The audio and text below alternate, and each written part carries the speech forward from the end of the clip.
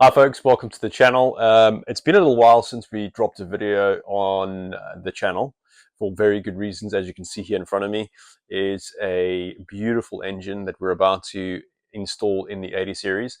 Now, which brings me on to today's topic. Before we start the series, I'm going to go through everything that is required for an FTE swap. There are so many videos on YouTube and on the internet where people don't detail the engine swap thoroughly. So there's always talk, oh, it's an easy swap, etc., etc., etc., but they don't focus on the key points, key issues, obstacles, challenges that you may be facing. So, which brings us on today's topic is 5 things that you need to focus on before doing an engine swap.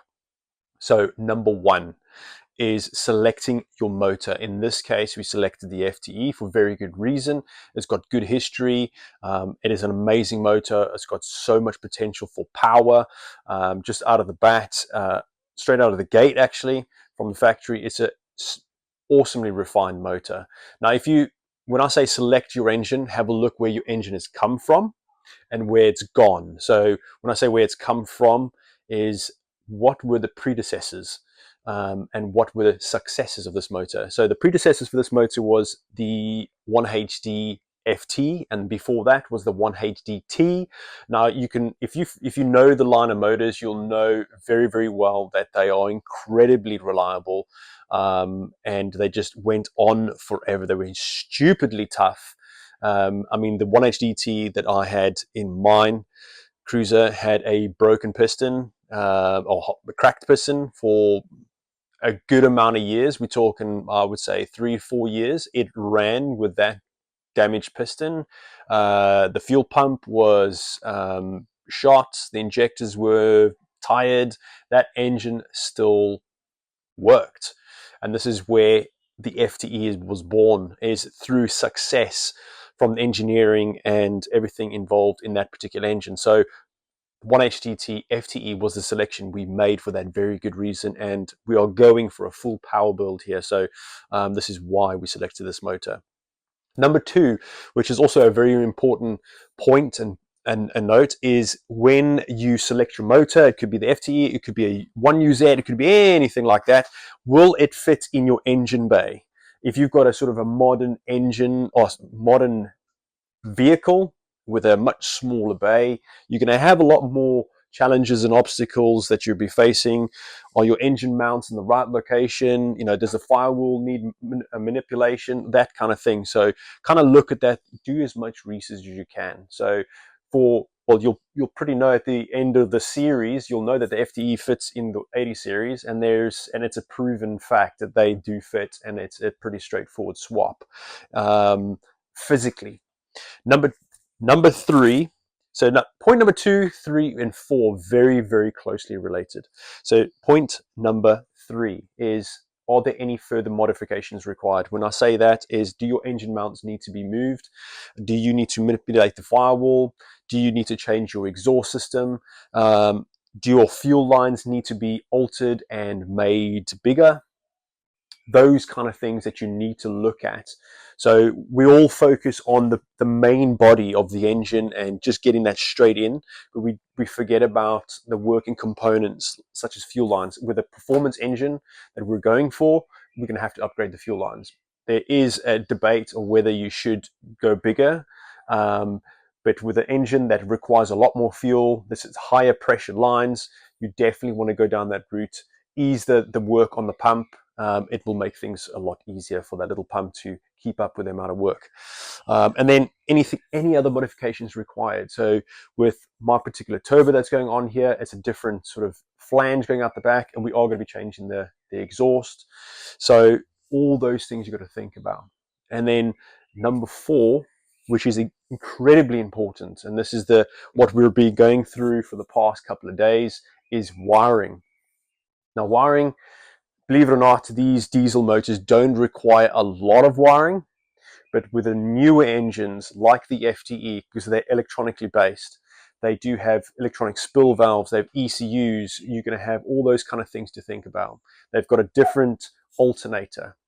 the starter motor is slightly different. When I say different, we're talking about the plugged connections. So when people say it's a straight swap, no, it's not. It, in terms of physically getting the engine into position and mating to the bell housing, absolutely, totally agree with you.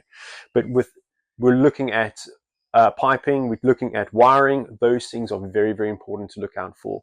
So keep an eye out for that. And the last point that I want to sort of touch on is cost. Cost and time.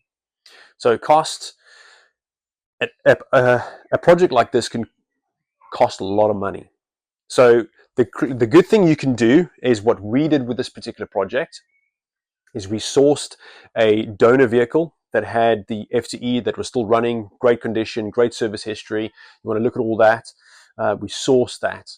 We still had a working motor in the 80 series that was freshly rebuilt, had everything was done on it. So what we used was the cost of that to offset the cost of the new one. So we sold the 1HDT and offset the cost of the new motor.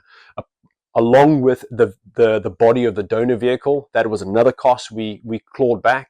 So those things you've got to kind of think about. And then those costs also expand into other areas such as custom looms. Do you need a custom loom to make this engine work in your 80 series?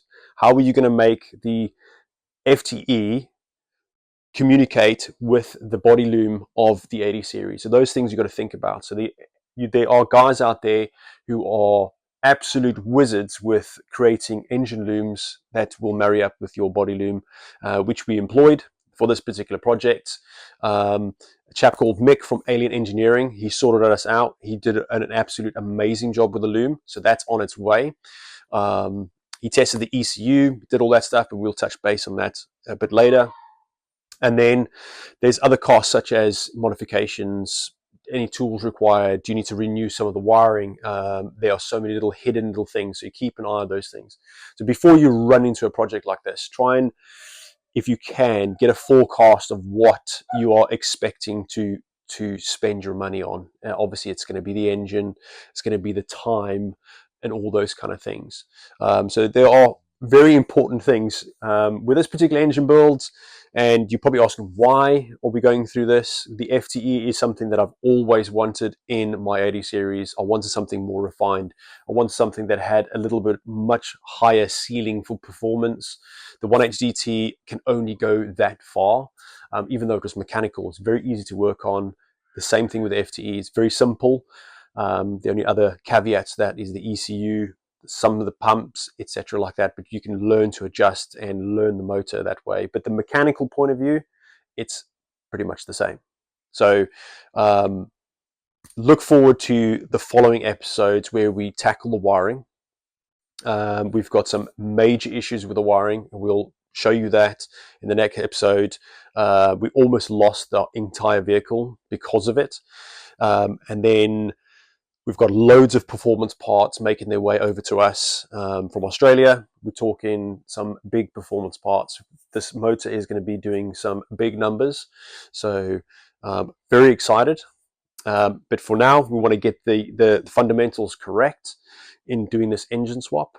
So I'm talking a lot, but hopefully this makes sense to you guys that who want to do a particular engine swap like this. And don't be under any illusion that we are not going to detail this series, that we will detail all the things that are problematic, that are challenges, that you need to look at when getting the FTE into the 80 series. We will document everything and put that and make sure this is educationally based for those of you who are interested in doing this particular swap. And then this should be like a bolt-on to other engine swaps that you guys want to do. Same kind of concepts. But hopefully this has been a little bit insightful, informal. You guys got an idea of what is going on with the old goat. Pretty excited. Really, really excited. It's been off the road for a few months now, and we are itching to get this motor in and just putting some new miles under the new engine. And yeah, it's going to be amazing. So stick along for the series. Thank you for the support. Make sure you smash that like button and especially that subscribe button. It really helps the channel. Share it with your friends. talk about it, all that kind of stuff. If you've got any questions, let us know. Email me. You can comment, do all that kind of stuff. For now, I will see you in the next one. If I'm not back in 5 minutes, just wait longer.